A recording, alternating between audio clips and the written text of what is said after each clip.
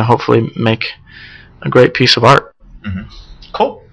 Okay, let's get to some of the fan questions. Cool. This one is from It's Giselle, and we talked about this a little bit, but she says, can you tell us about anything of what you're doing in the Beat Lab?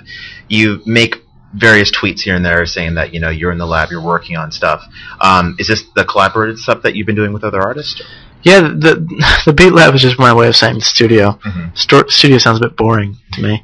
But yeah, basically just working with different people every day, getting in there and either writing or producing tracks for the people, and really enjoying that experience. And the Beat Lab is a creative place, a laboratory of beats. Mm-hmm. You also you wrote a song for Charisse that was used on Glee, is that right? Yeah, it was used in a campaign for AccuView Contacts. Mm-hmm. It was a really interesting project that I was kind of given, and I was approached by AccuView, and they said we have this whole campaign revolving around one day, and Charisse will be singing the song. We don't have the song. Would you write it? And so I took some time to think about how I could creatively tie in one day into the song, and worked with these two guys in Nashville, really great writers, and we wrote the song, and they heard it, loved it, and then she came in and sang it, and turned out really great. I'm really excited about it, and I think she's got a bright future ahead of her as well. Mm-hmm. Obviously, such an incredible voice, and with I think the right song, she could have a really long career. Mm-hmm. So it seems like you're working with a really interesting group of people between Charisse, Mario, Grace, and Chance, just a very diverse group. How do you decide who the right people are for you to collaborate with?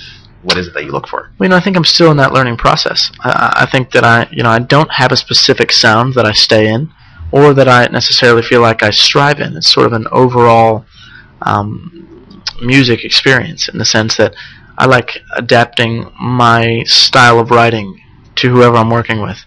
Mm-hmm. And if it's Mario, for instance, it's going to be an R&B track, and that's an amazing experience to dig into that and really go deep in that. And then if it's Grayson, it's going to be a pop rock pop track, and it's all about just what feels right in that moment, and where the artist leads. So it's a fun journey, but it's definitely different. Mm-hmm.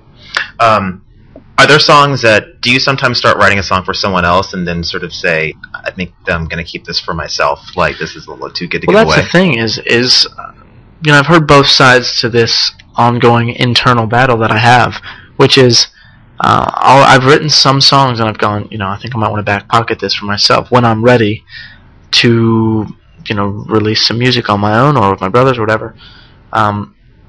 And then, I've written with some people that have said, don't hold on to a song for too long. And it was sort of this, epiphany that I had that you really can't. Because when you write a song, it's supposed to be written right then. For some reason, that song comes to you in that moment. Mm-hmm. And I feel like it's supposed to be out there once it's in the world. Right. Once it's been created, it then deserves to be able to be out. And so if the artist comes along and if I feel like it's the right fit, then yeah, definitely I'm excited for people to record the songs.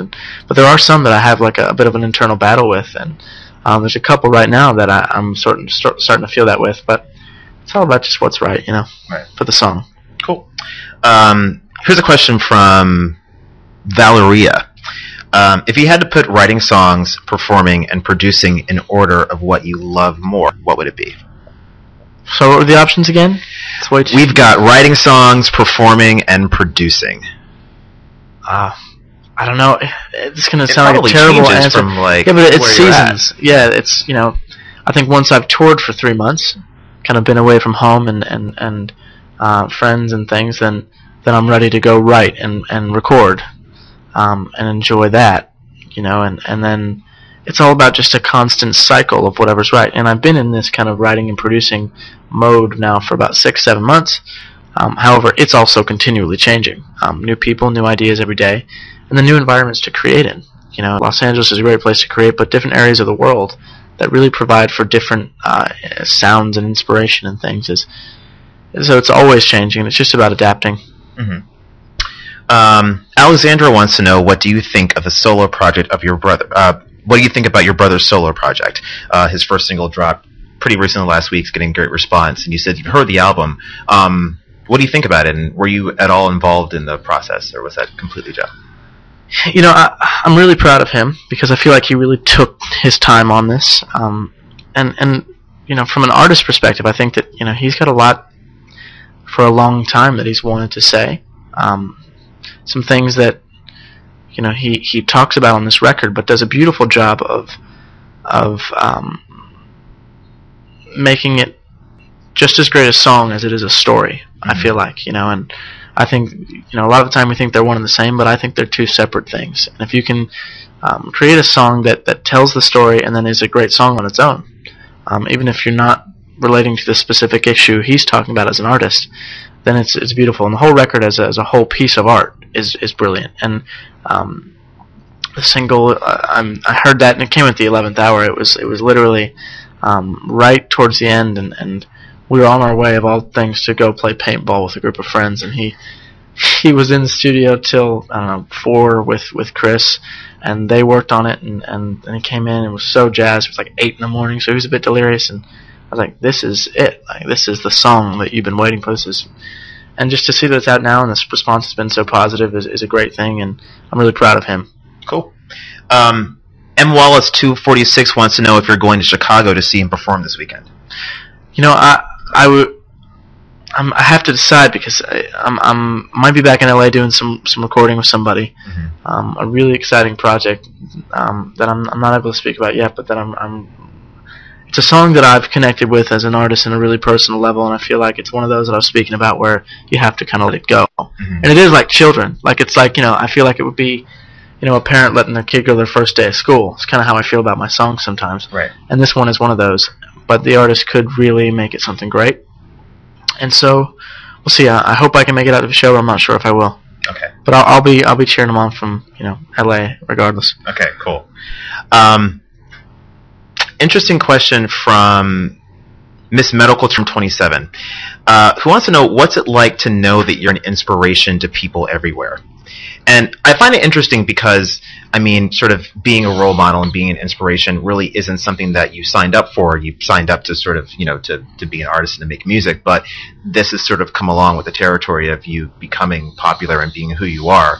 So is that, so how do you feel about that, and how do you sort of deal with that and just sort of being an everyday person?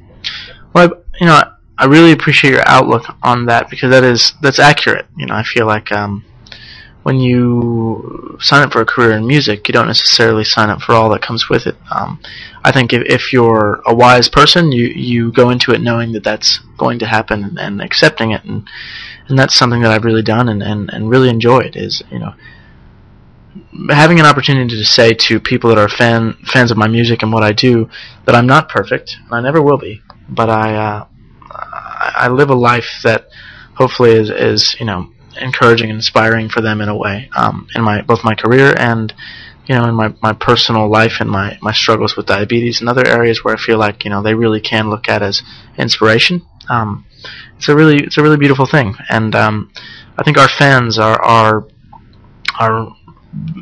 very very passionate, obviously, but they have a real understanding of when we're happy and when we're not, and it's this beautiful connection we have because they are so invested. But it's good to be able to use that as a kind of way to connect with them, and I feel like they're the best fans in the world. Okay, great. We have time for a couple more questions. Here's one from Ronald Bob, who says, I know that you're a basketball fan. Are you watching the NBA Finals, and who do you want to win? Ronald Bob is an amazing name, by the way. Yes, I am watching. I was out of the country for a little while, and so I couldn't catch the first couple games. But since I've been back, I've been able to see the last two. Mm-hmm. And it's intense. It's a really intense series. And I knew at the beginning of the season it would come down to this. A lot of people were saying it was going to be the Spurs. They were sort of untouchable. But I knew. I was like, it's going to be the Mavs and the Heat. Like, there's no way it's not. I live in Texas, so I'm going for the Mavs. I don't really have a basketball team, to be honest. But I'm sort of struggling because I think I know that the Heat's going to win it. Yeah, it's sort of just unstoppable in a way, but we'll see. Yeah, I think everyone sort of knows that, but we're kind of hoping that like the Mavs are. Yeah, when Dirk's on, it's a wrap. But then you got LeBron and Dwayne Wade and Chris Bosh, so it's sort of a tough one. Right. All right. And last question, Nania Jonas relation to you? Maybe. Nadia Jonas wants to know, how do you see yourself in 10 years? What will you be doing? Do you think that you're still going to be working behind the scenes with other artists, or?